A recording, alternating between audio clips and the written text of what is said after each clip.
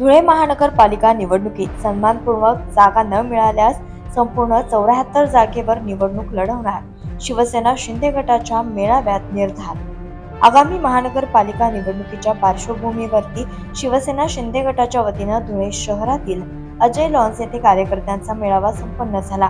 धुळे जिल्हा अध्यक्ष तुळशीराम गावित यांच्या प्रमुख उपस्थितीमध्ये या मेळाव्याचे आयोजन करण्यात आलं होतं। याप्रसंगी धुळे नंदुरबार महिला आघाडीच्या समन्वयक सरिता कोल्हे या उपस्थित होत्या।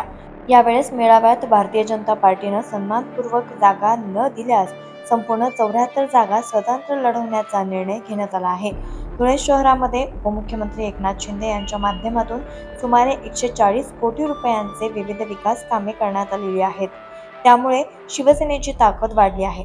मात्र असं असताना महायुतीचा घटक पक्ष असलेला भाजप मात्र 74 पैकी 55 जागा लढवणार असल्याचं भाजपाच्या जिल्हाध्यक्षांनी म्हटलं होतं।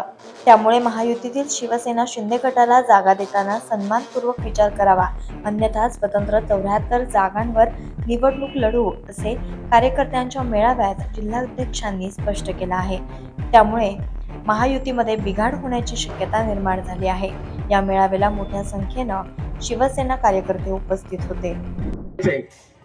परंतु आपल्याला सर्वांना या ठिकाणी सांगायचं मित्रांनो, सन्मान जर जागा वाटप होत असेल तर महायुतीने त्या ठिकाणी लढण्याची शिवसेनेची तयारी, अन्यथा पूर्णच्या पूर्ण जागा लढवण्याची तयारी शिवसेनेने या ठिकाणी केलेली आहे। आता मनोज भाऊंनी या ठिकाणी सांगितलं की 2000-4000 रुपये पुली वाटायला येतील, परंतु लाडक्या भावाने एकनाथ शिंदे साहेबांनी आपल्याला सर्व मायमावल्यांना 18,000 रुपये प्रति वर्षाला कशा पद्धतीने चांगल्या पद्धतीने मिळतील अशा प्रकारची चांगली योजना चालू केली आहे। ती योजना चालू करण्यामागचं कारण काय माहितीये तुम्हाला?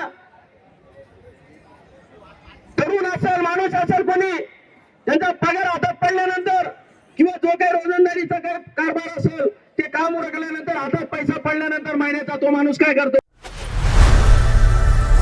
लोकनायक न्यूज